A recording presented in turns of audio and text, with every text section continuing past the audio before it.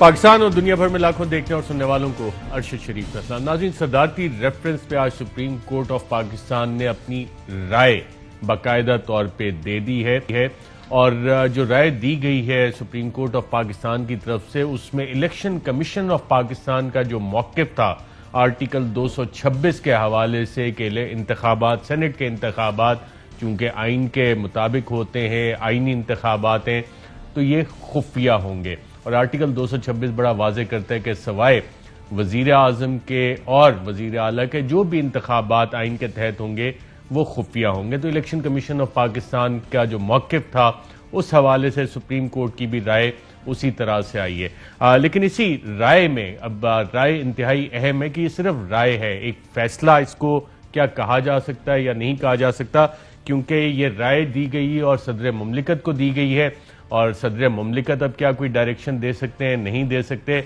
और election commission के जो बेशुमार इख्तियारात हैं इस राय में उसका भी बताया गया इलेक्शन कमीशन ऑफ पाकिस्तान को कि मुल्क की तमाम executive authorities election commission of Pakistan की उनको मावनत करनी चाहिए। एग्जीक्यूटिव अथॉरिटीज पूरी पाकिस्तान की, उसमें तो काफ़ी सारे दफातर आ जाते हैं, ओहदे आ जाते हैं, इंटेलिजेंस एजेंसीज आ जाती हैं, एडमिनिस्ट्रेटिव एजेंसीज आ जाती हैं, लॉ इन्फोर्समेंट एजेंसीज आ जाती हैं। तो चीफ इलेक्शन कमिश्नर के पास इन इंतखाबात के हवाले से बहुत सारी चीज़ें।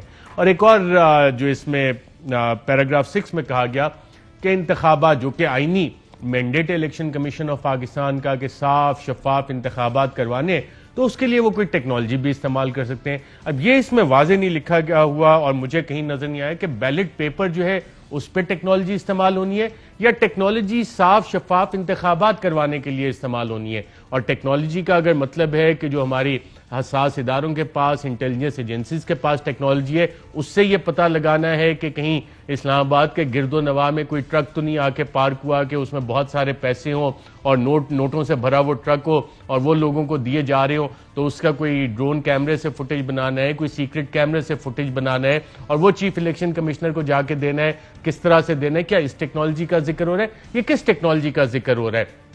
हुकूमती इंटरप्रिटेशन इस हवाले से कि बैलेट पेपर पे कोई, क्योंकि जब सुप्रीम कोर्ट में ये चल रहा था तो हुकूमत की तरफ से, हालांकि अटॉर्नी जनरल ऑफ पाकिस्तान जो है वो पाकिस्तान के चीफ लॉ ऑफिसर होते हैं और हुकूमत ने ये आर्गूमेंट अब अडॉप्ट किया हुआ है कि बैलेट पेपर पे कुछ ना कुछ मार्किंग हो सकती है, सीरियल नंबर लग सकता है या बार कोड लग सकता है। तो ये टेक्नोलॉजी का उस हवाले से जिक्र हो रहा है या एग्जीक्यूटिव अथॉरिटीज, क्योंकि जब हम इसे कंटिन्यूएशन में पढ़ते हैं तो एग्जीक्यूटिव अथॉरिटीज के पास तमाम इख्तियारात बशमूल टेक्नोलॉजी के इसको रोकने के, और एक राय है, फैसला नहीं है। और इलेक्शन कमीशन जिसमें आज बाज़ाब्ता तौर पर इस हवाले से इजलास होता रहा कि जी इस पे क्या कहना है क्या नहीं कहना, उस पर कोई हतमी फैसला नहीं आ सका।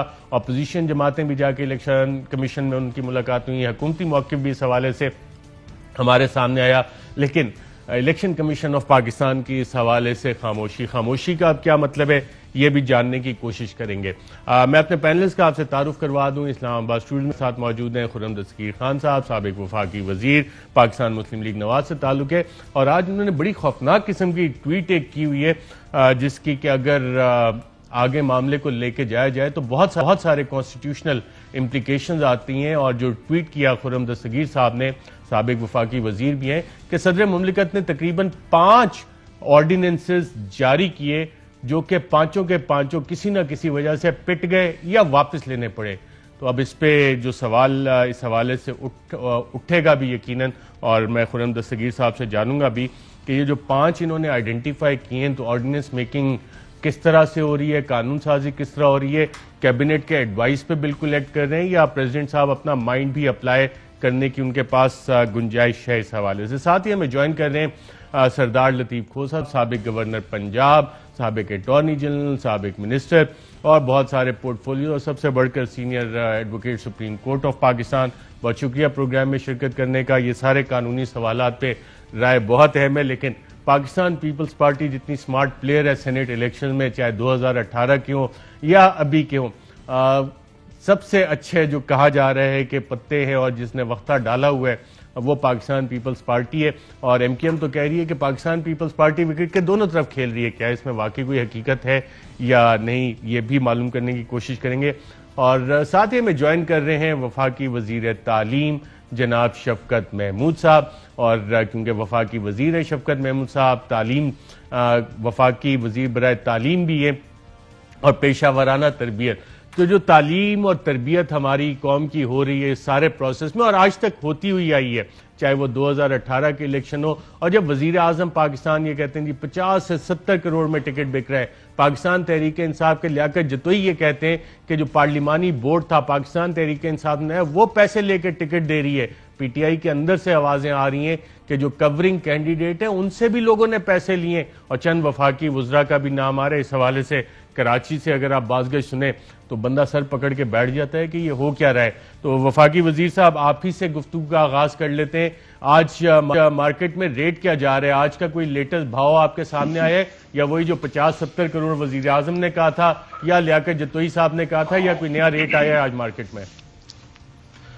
हाँ, लियाकत जतोई का तो सीधी सी बात है, उनको टिकट के वो उम्मीदवार थे, उनको टिकट नहीं मिला तो उन्होंने नाजायज इल्जाम लगाए, और अगर उनके पास कोई सबूत है तो सामने लेके आए। और हमने ये भी सुना है कि वो कुछ और भी नेगोशिएट कर रहे हैं कि शायद कहीं और जाने की कोशिश कर रहे हैं। बहरहाल ये उनका मामला है, वो इतना इंपॉर्टेंट नहीं है कि उनके ऊपर बहुत ज्यादा बात की जाए। जो असल बात वो है जो आपने जहां से शुरू की कि आज सुप्रीम कोर्ट का जो राय आई उस पर भी आते हैं सर, उस पर भी आते हैं। मैं आज का रेट जानना चाह रहा हूँ, लेटेस्ट रेट आए हैं या पुराने रेट ही चल रहे हैं? अरशद, पर रेट उनको पता होगा जो देने वाले हैं, हम तो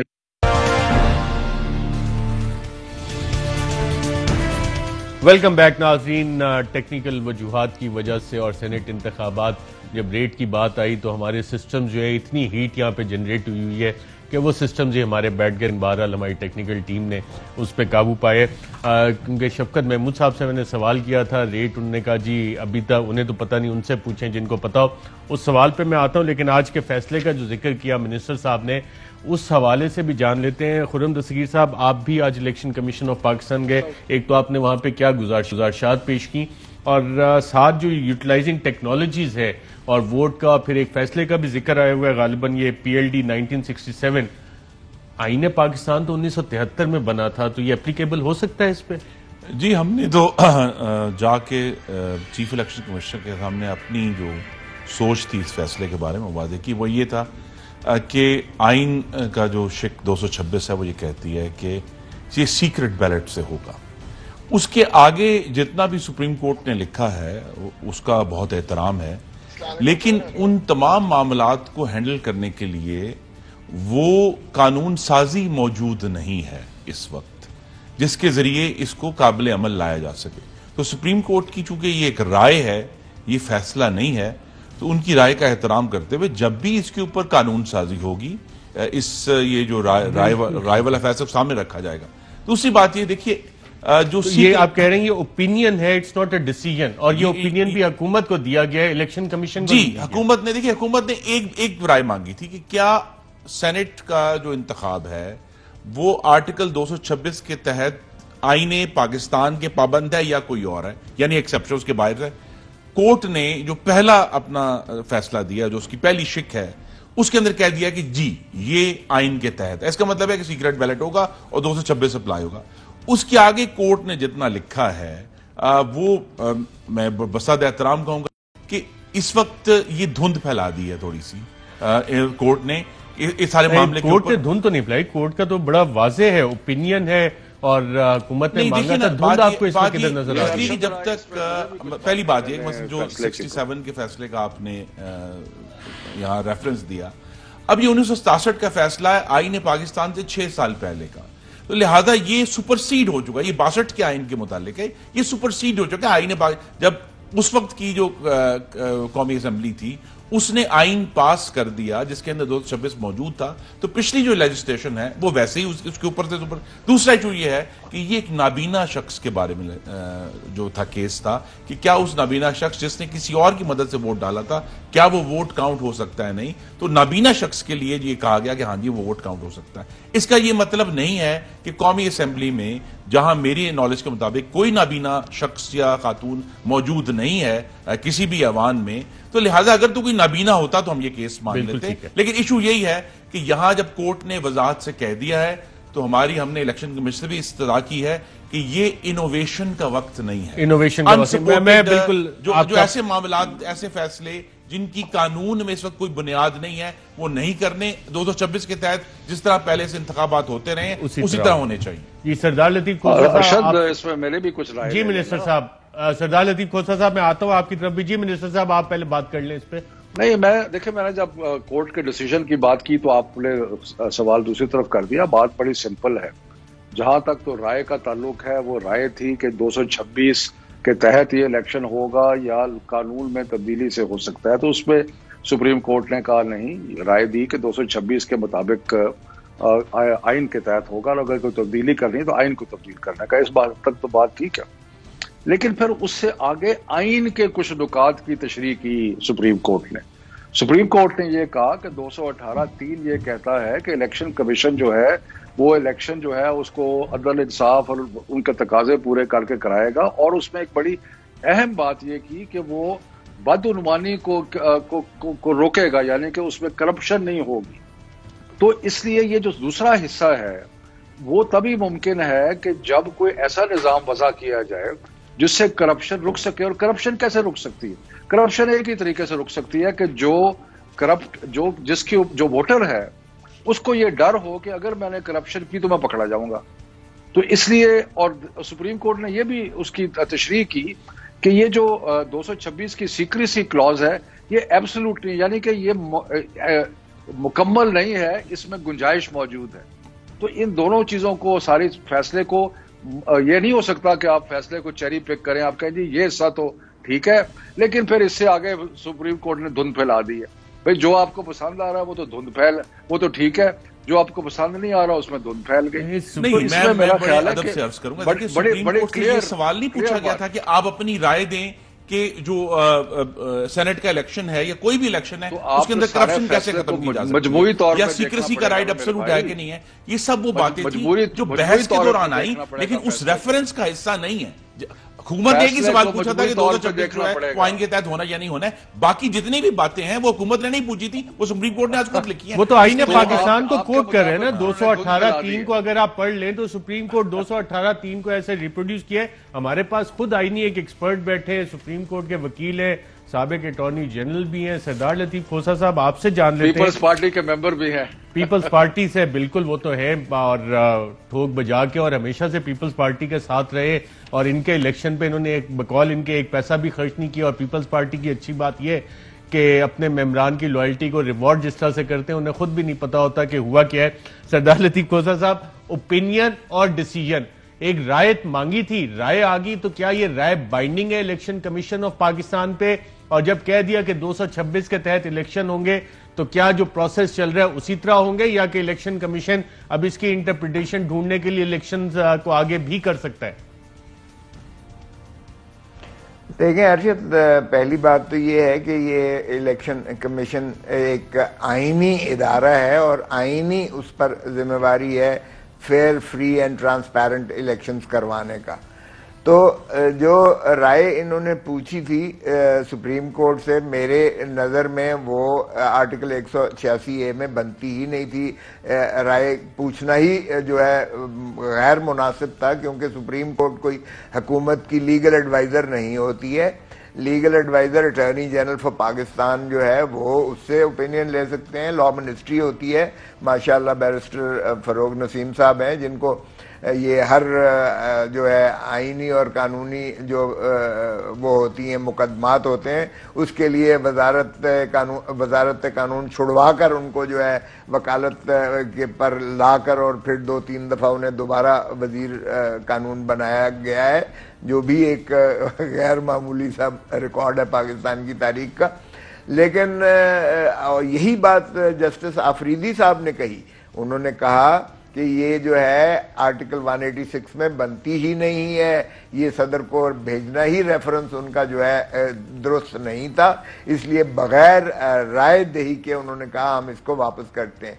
अगरचे बाकी 4 जज साहिबान सुप्रीम कोर्ट के बशमूल चीफ जस्टिस, उन्होंने ये कहा कि ये आर्टिकल 226 ही के आइन के तहत ही ये इलेक्शन है। तो ये राय मांगी थी, ये तो मेरे ख्याल में जरा इनको देखना चाहिए कि कैसी हुकूमत ये कर रहे हैं और कैसी हुकूमत ये चला हो सकता है ना वो ऑर्डिनेंस जो इन्होंने 226 ऑर्डिनेंस जो इन्होंने किया वो ऑर्डिनेंस कलअदम हो चुका इस फैसले के बाद, यानी इतना ज्यादा गैर जिम्मेवारी से इस हुकूमत बिल्कुल ठीक है। मेरा आपसे सवाल बड़ा वाज़ेह सर कि ये वाला ओपिनियन हुकूमत पाकिस्तान ने मांगा था, हुकूमत पाकिस्तान को 4 मोअज़्ज़िज़ जज साहिबान ने ओपिनियन दे दिया, एक हमारे जज साहब ने उस पर डिसेंट अपना कर दिया कि ये तो बनता ही नहीं था। तो क्या ये ओपिनियन बाइंडिंग डिसीजन होगा इलेक्शन कमीशन पे और उसी तरह आर्टिकल 226 के तहत वो इलेक्शंस आगे चल सकते हैं, या कि अब इसकी इंटरप्रिटेशन लेने के लिए इलेक्शंस की डेट के साथ टिंकर करने की इजाजत होगी इलेक्शन कमीशन को?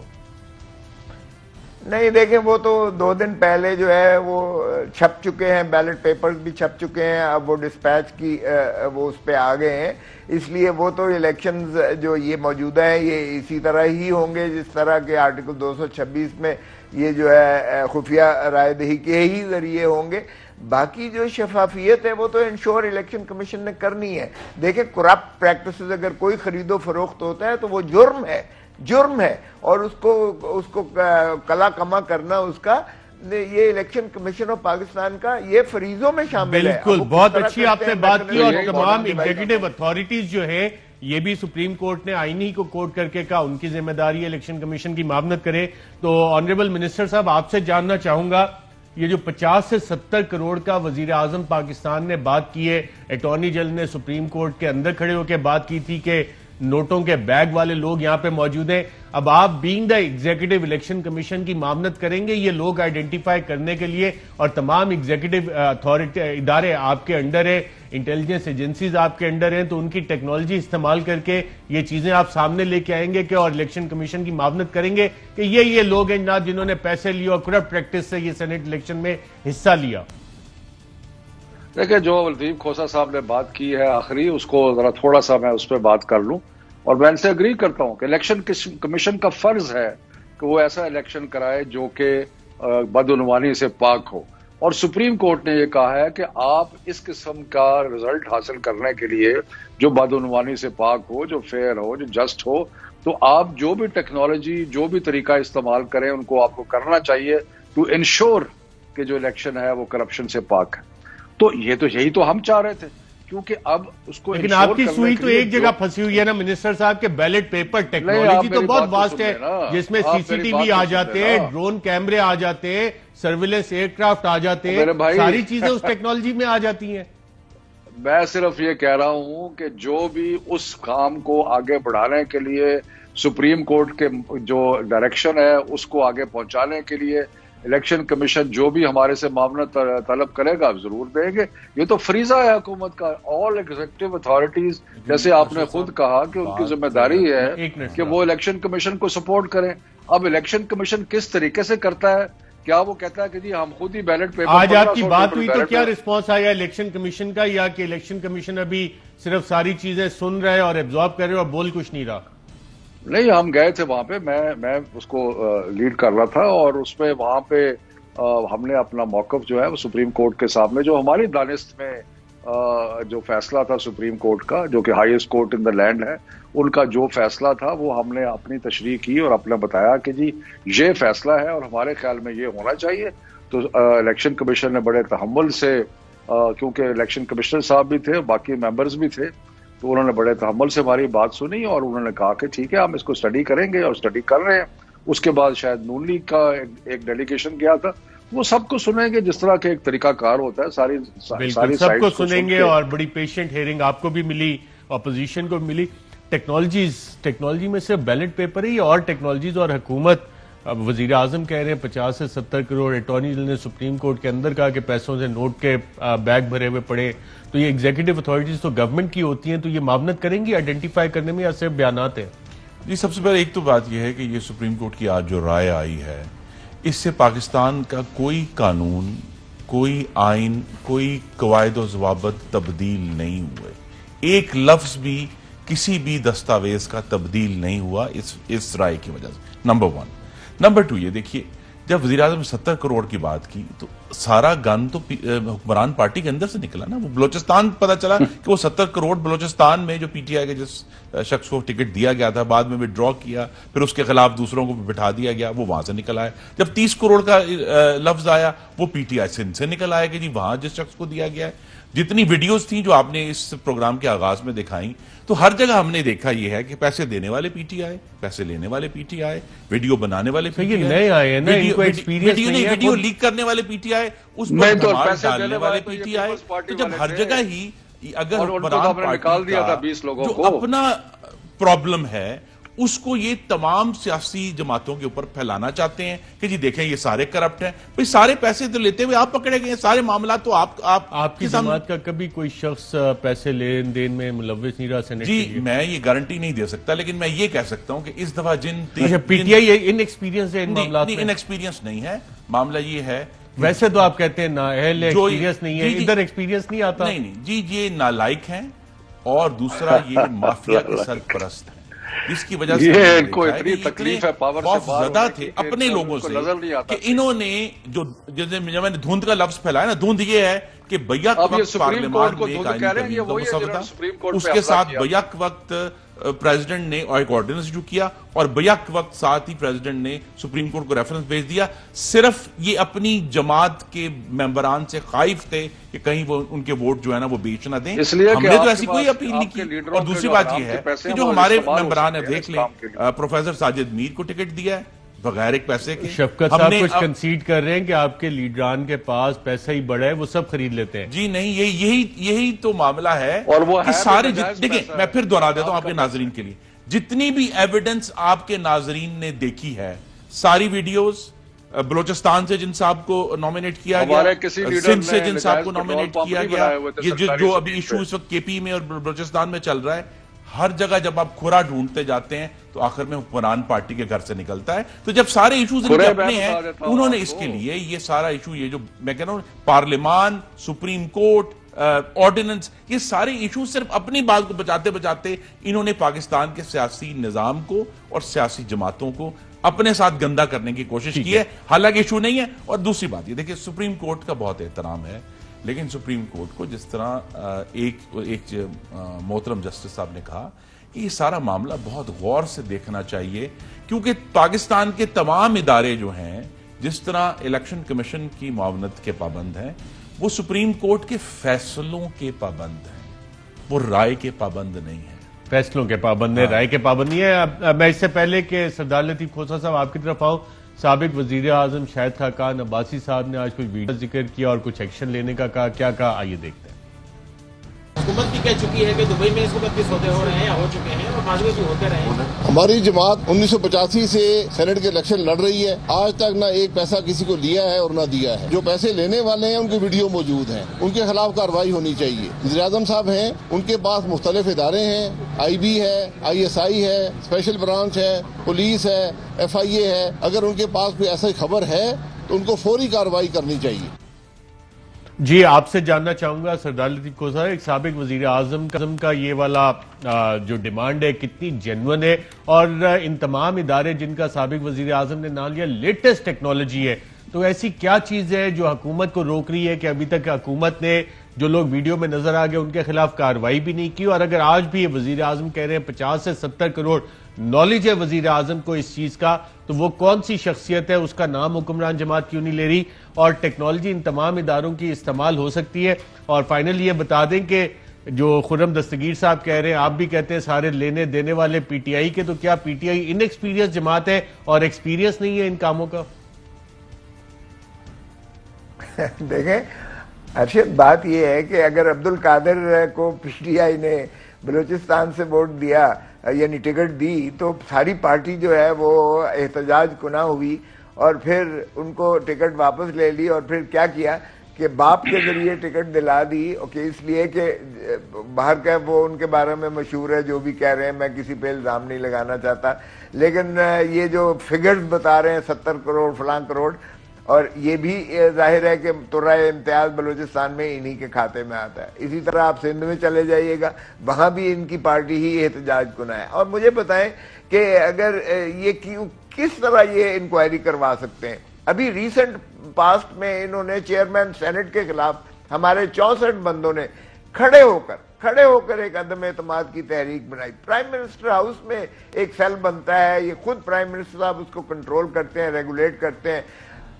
64 बंदा जाता है और 50 वोट निकलता है। 14 बंदे जो हैं वो किसने खरीदे हैं या किसने जो है उनको डिफेक्ट करवाया है और किसके हक में गए और फिर मिठाइयां बांटी गई कि तहरीक जो है वो नाकाम हो गई है। तो करें यहां से शुरू, बिस्मिल्लाह करें, जरा इंक्वायरी करवाइएगा कि वो 14 बंदे और फिर अभी तक वो चेयरमैन साहब विराजमान है, चेयरमैन सेनेट के तौर पर है।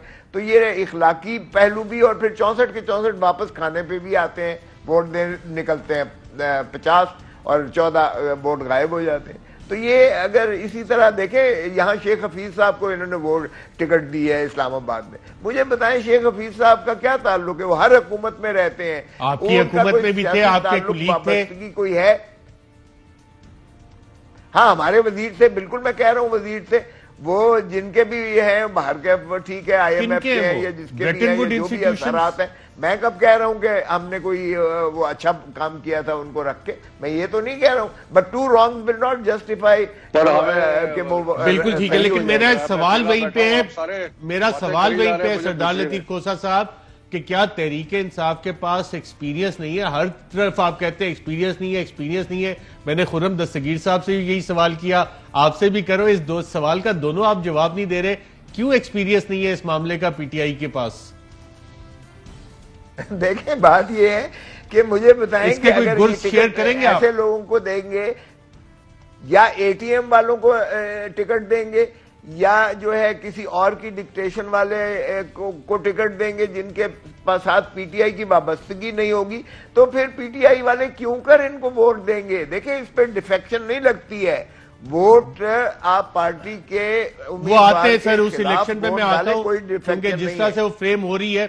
शफकत साहब, आपसे भी ये जानता हूं, आपने दोनों हमारे मौजूद पैनलिस्ट को सुना, मेरे ख्याल में दोनों तो ये कहना चाह, बल्कि मैं ये उसको पैराफ्रेज कर रहा हूं कि आपके पास एक्सपीरियंस नहीं है। वो दोनों इसका जवाब ही नहीं दे रहे। वाकई एक्सपीरियंस नहीं है आप लोगों के पास इस काम का कि हर दफा पकड़े जाते हैं? पहली तो बात यह है कि आप 3 लोग, 2 वो और आप भी सवालात कुछ ऐसे कर रहे हैं, तो मुझे मौका तो दे बात करने का। मुझे बड़ा हैरानी होती है जब ये जमातें जो कि मशहूर जमाना, बल्कि सारी दुनिया में करप्शन, लूट मार, इन चीज़ों पे मशहूर हैं, जिनके मेंबर जो हैं, किसी ने सरकारी ज़मीन पे पेट्रोल पंप बनाया हुआ है, किसी ने सरकारी ज़मीन पे होटल बनाए हुए हैं, किसी ने सरकारी ज़मीन पे क्या कुछ किया हुआ, जब ये अपने और दूसरों के बेनामी अकाउंट जो है अरबों में हैं, जिनके जो लीडर हैं उनका सारी दुनिया के टॉप न्यूज़पेपर्स में आता है कि इससे बड़ा करप्ट आदमी दुनिया में कोई नहीं है। तो ये लोग जब बात करते हैं इस चीज़ की कि जी PTI ये तो PTI हो, तो बड़ी हैरानी होती है। वो मुझे याद आता है अंग्रेजी का एक मुहावरा कि pot calling the kettle black, because ये तो मंझे हुए हैं ना इन चीज़ों में, जो आपने बात की कि मंझे हुए हैं लूट मार में, करप्शन में, और फिर उस पैसे को। अच्छा, आप ये मान रहे हैं कि आपके पास एक्सपीरियंस नहीं है, ये मंझे हुए खिलाड़ी हैं? मंझे हुए खिलाड़ी हैं लूट मार। आपके पास एक्सपीरियंस नहीं है? हमारे पास, हम ना लूट मार में इंटरेस्टेड है ना लूट मार। अच्छा, ये 50 से 70 करोड़ वजीर आजम ने किसके बारे में कहा था? कौन? मेरे भाई, अगर उनको इन्फॉर्मेशन थी तो उसने उसका जिक्र किया। तो ये इन्फॉर्मेशन कौन का हक नहीं है कि जाने के, अगर मुल्क का चीफ एग्जीक्यूटिव वजीर आजम ये बात कर रहे हैं तो कौन लोग हैं जो पास ये इन्फॉर्मेशन थी, उन्होंने उसका जिक्र किया। और आप तो ऐसे कह रहे हैं उनको पकड़ना नहीं है। अटॉर्नी जनरल सुप्रीम कोर्ट के सामने खड़े होकर कहते हैं कि हमें मालूम है कि बैग भर के लोग आए हैं, तो उनको पकड़ते क्यों नहीं ये लोग? उनको आके अवाम के सामने पकड़ रहे हैं। तो जब पकड़ते हैं तो आप वेला करते हैं कि इनको पकड़ लिया है, ये नाजायज हो रहा है। अभी तो और लोगों को पकड़ना है जिन्होंने खास तौर पर सरकारी जमीनों पर कब्जे किए हुए थे। तो मकसद ये है कि ये लोग जिन्होंने 30 साल सरकारी जमीनों के कब्जे यहाँ क्या आ गया? बात सेनेट के इलेक्शन की हो रही है। मुल्क के ऊपर नाजायज काबज रहे। वो आज एक मैं सेमिनार वर्कशॉप में था, उन्होंने बड़ी अच्छी बात की और उन्होंने कहा कि PTI का इस वक्त मसला ये कि वो सिर्फ रियर व्यू मिरर में देख रहे, गाड़ी चलाते वक्त आगे भी देखना होता है। मैं किसी का नाम नहीं इस तरह से मैं थोड़ा सा डिबेट को आगे लेके जाना चाह रहा हूँ। नहीं है, मैं एक थोड़ा सा आगे लेके जाना चाह रहा हूँ डिबेट को। शफकत साहब, आप पार्लियामान में तकरीर नहीं कर रहे, ना जलसे में तकरीर कर रहे हैं, प्लीज करके इस मुल्क को दिया। आवाज बंद करें फिर। मेरे ख्याल से ऐसे नहीं चल, मेरे प्रोग्राम में शफकत साहब ऐसे नहीं चल सकता, ठीक है ना? ना आप पार्लियामान में तकरीर कर रहे हैं ना जलसे में। सवाल मैं कर रहा हूं उसका प्लीज काइंडली जवाब दे दें। मैं जवाब दे रहा हूं उसका। नहीं, उस तरह से जवाब नहीं दे रहे ना, आप तकरीर कर रहे हो और उसको आप फिर ले जाते हैं रियर व्यू मिरर में। थोड़ा फ्रंट पे भी देख लेना कि आगे क्या हो रहा है। बिलावल भुट्टो साहब ने आपकी जो अब कर रही है और इस डिबेट को फ्रेम किस तरह से किया जा रहा है वो नाज़रीन आपको बताते हैं कि एक तहरीके इंसाफ और IMF का कोलैबोरेटिव कैंडिडेट जो हफीज शेख है, जो कि पीपल्स पार्टी ने भी जिनको मिनिस्टर बनाया था, जो मुशर्रफ दौर में भी थे, उनको ब्रांडिंग कर रही है पीपल्स पार्टी IMF के कैंडिडेट की। और किस तरह से कर रही है आइए देखते हैं। हफीज शेख साहब का और गिलानी साहब का जो मुकाबला है वो हर मेंबरान पार्लियामान के लिए ये इम्तिहान है। इनको इस सवाल का जवाब देना पड़ेगा कि जब वो इलेक्शंस में जाते हैं उनके हर कॉन्स्टिट्यूएंट, हर मेंबरान असेंबली से पूछेगा कि क्या आपने PTIMF के उम्मीदवार को वोट दिया है क्या, या आपने अवाम के उम्मीदवार को वोट दिया है। हम उम्मीद करते हैं कि मेंबरान पार्लियामान अपने अवाम के उम्मीदों के मुताबिक वोट देंगे। वो बार बार इन टेक्नोक्रेट्स को और PTIMF के उम्मीदवारों को वोट नहीं देंगे। जी नाज़रीन, बहुत इंटरेस्टिंग फ्रेमिंग कर रहे हैं बिलावल भुट्टो साहब। खुर्रम दस्तगीर साहब, आपसे जानना चाहूंगा, IMF के कैंडिडेट पीपल्स पार्टी भी इनको लेके आई, मुशर्रफ साहब भी लेके आए और पूरी PTI अब जवाब देगी। तो MNA जब ये वापस जाएंगे, पेट्रोल की कीमत बढ़ रही है, गैस बढ़ रही है, बिजली बढ़ रही है, तो इन MNA से अवाम भी सवाल करेगी हफीज शेख को जब ये लोग इलेक्ट करवाएंगे?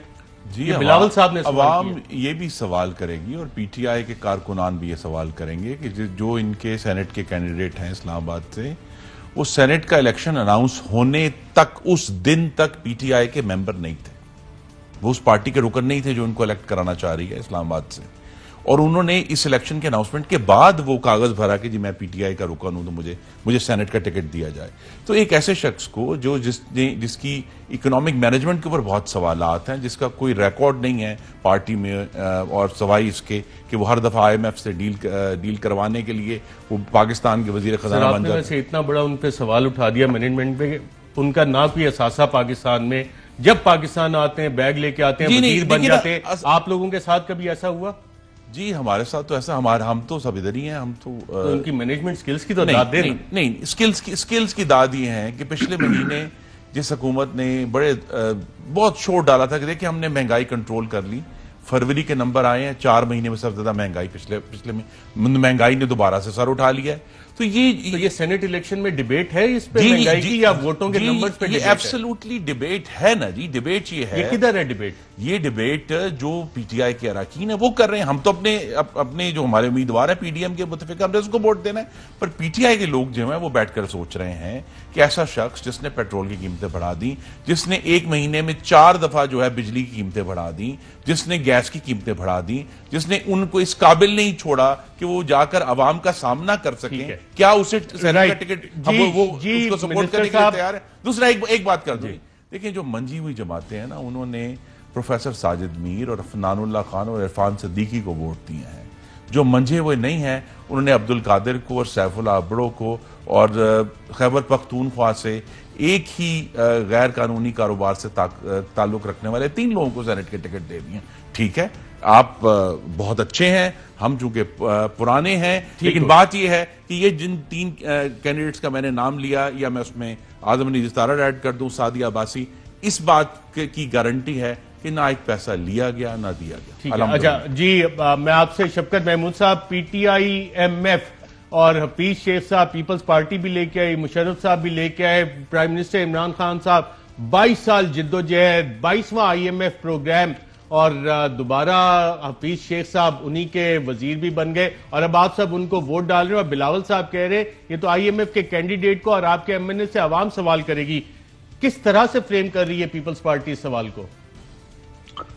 देखें, पीपल्स पार्टी तो फ्रेम जो करेगी, लेकिन बात यह है कि ये तो क्रेडिट देना चाहिए कि पाकिस्तान की बेहतरी के लिए जिस शख्स को हमने समझा है कि जो बेहतरीन शख्स है, जो पाकिस्तान की इकोनॉमी को, सारे इकोनॉमिक इंडिकेटर बेहतर हो रहे हैं, जिसने बड़ी खिदमत की है पाकिस्तान की, और जिनके होते हुए मैशत जो है वो बेहतरी की तरफ गामजन है, तो उनको हम क्यों ना लाएं? बल्कि ये तो हमारा क्रेडिट है कि हम बजाय सिर्फ एक पार्टी एफिलिएशन देखने के, हम तो ऐसे शख्स को लेके आए हैं जो वाकई एक काबिल है, ज़हीन है, सेल्फ मेड मैन है, उसने दुनिया जहान के बेहतरीन अदारों में काम किया है, हार्वर्ड वगैरह जैसी यूनिवर्सिटियों से वो पढ़ा है, तो he is an outstanding individual. और ये तो हमें क्रेडिट होना चाहिए कि बजाय पार्टी के सिर्फ लॉयलिस्ट को देने के हमने एक आउटस्टैंडिंग इंडिविजुअल को इस्लामाबाद से टिकट दिया है।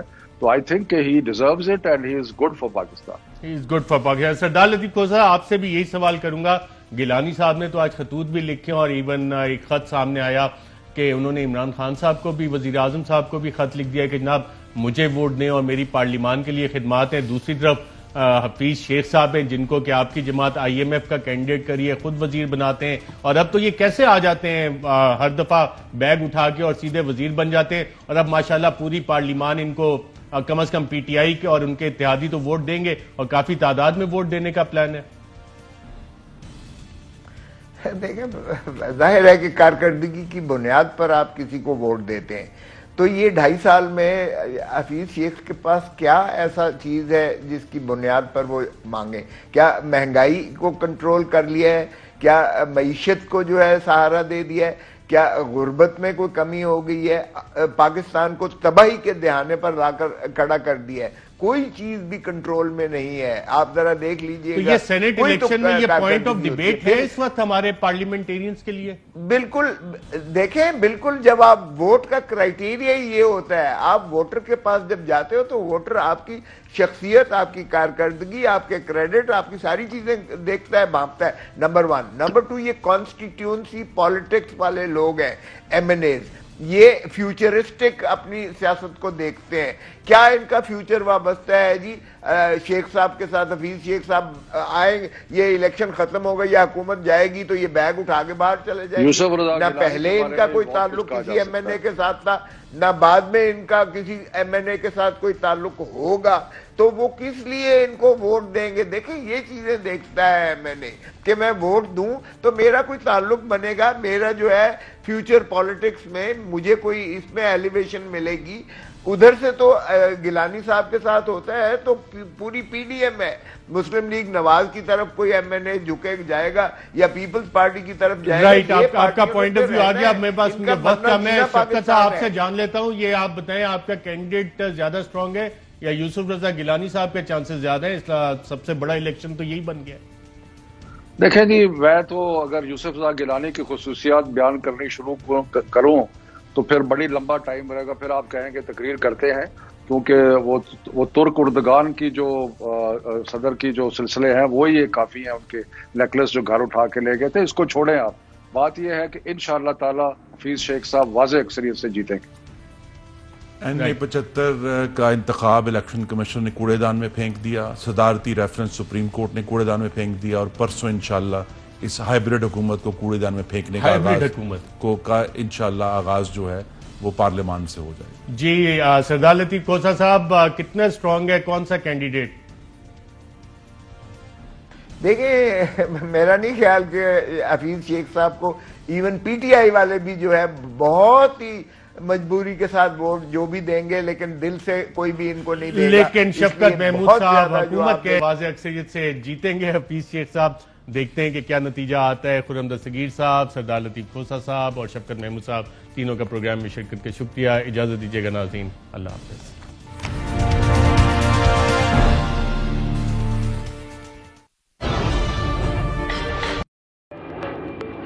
Fly with PIA and save gold. Register now. Scan QR code and register yourself to get gold and loyalty benefits. Powered by ARY Sahulat Wallet.